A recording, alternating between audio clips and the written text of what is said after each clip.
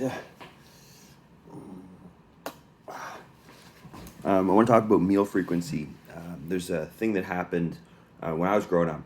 In the magazines, the bodybuilders were eating 5, 6, 7, 8 meals a day, and they put out these articles showing, this is in the magazine. How long ago it was, and they talk about measuring their macros and micros, like their proteins and salts and such, very precisely, and eating on a very strict schedule. Jay Cutler was an example of this. He was an IFBB, or he was an Olympian. Uh, Point is, this has come down through all even regular people.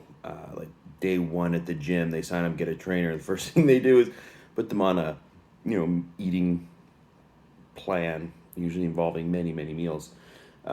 So what happened? Why did that become popular? And what's actually true? What actually matters around building muscle? And what's the science behind it? So first, what happened was what Jay Cutler did, or the bodybuilders, 20 years ago, were doing was there was a new peptide, insulin, and insulin, right? So the thing that diabetics inject. Well, bodybuilders learned that this was a really helpful thing to do because it drove nutrients from their blood into their tissues, into their muscle. And in order to do this, you essentially have to be very specific, very particular about what you're eating and when you're eating, not to have your sugars go up too high or down too low, because it becomes deadly actually. And a lot of bodybuilders have died this way, which is they go into something called diabetic ketoacidosis from mismanaging their sugars and insulin. So, for you and me, or anyone who's not injecting insulin on a regular basis, it makes no difference. So whether you eat 1 meal a day or 15 meals a day, as long as the amount of protein, the amount of carbohydrates, the amount of fat is the same, it has a negligible effect. Now, a little aside from that, it does seem that eating protein, a few times a day has a small advantage.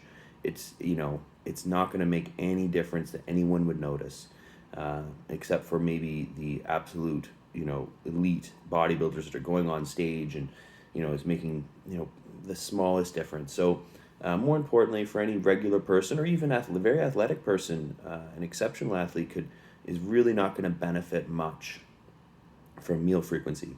Best thing to do is follow what works for you. If you like eating 1 meal a day and that really works for you, great. If you like to space it out 20 times a day, and great. And some people really find the joy in the minutia of a sport. So even though they're not elite or being paid to do it, they find a joy in measuring out their macros and micros, and they got their salt and the teaspoons, and they're measuring everything. If you like it, great. If you don't worry about it. And if you're injecting insulin, talk to a doctor, and don't kill yourself.